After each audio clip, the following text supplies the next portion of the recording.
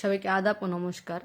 যারা এই চ্যানেলের ভিডিও সর্বপ্রথম দেখতেছেন তাদের উদ্দেশ্যে বলছি, অবশ্যই চ্যানেলটি সাবস্ক্রাইব করবেন, এটি লাইক করবেন, এটি কমেন্ট করবেন, বেশি বেশি করে শেয়ার করবেন, সারা বিশ্ববাসীকে দেখার মতো সুযোগ করে দিবেন। ব্ল্যাক ম্যাজিক কালা জাদু পৃথিবীর মধ্যে সর্বশ্রেষ্ঠ তদবির, এর উপর কোনো তদবির হয় না। যারা ব্ল্যাক ম্যাজিক কালো জাদু দ্বারা তদবির নিতে চান বা করতে চান তারা অবশ্যই দিদি ঠাকুরের সাথে যোগাযোগ করবেন।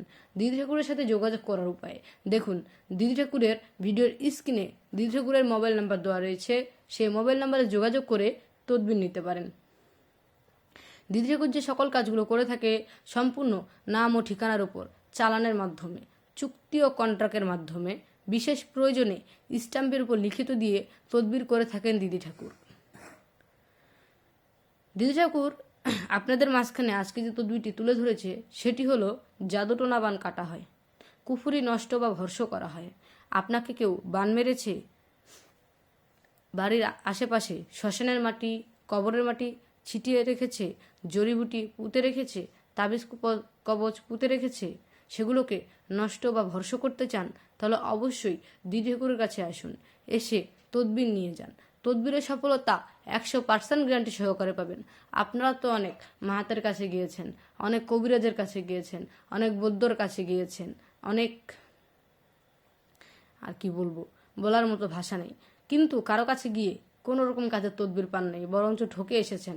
জীবনের শেষ চিকিৎসা মনে করে একবার এই দিদি ঠাকুরের কাছে তদবির নিয়ে দেখুন, তদবিরের সফলতা 100% গ্যারান্টি সহকারে পাবেন। দিদি ঠাকুর যে কাজগুলো করে তার সময় 7 থেকে 14 দিনের মধ্যে।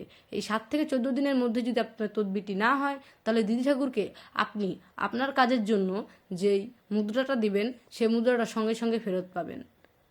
আর যদি 7 থেকে 14 দিনের মধ্যে আপনার কাজটি হয়ে যায় তাহলে অবশ্যই দিদি ঠাকুরকে তার পারিশ্রমিকটা বুঝাই দিবেন, কারণ একটা মানুষ একটা জিনিস গড়তে পারলে সেটা ভাঙতেও পারে।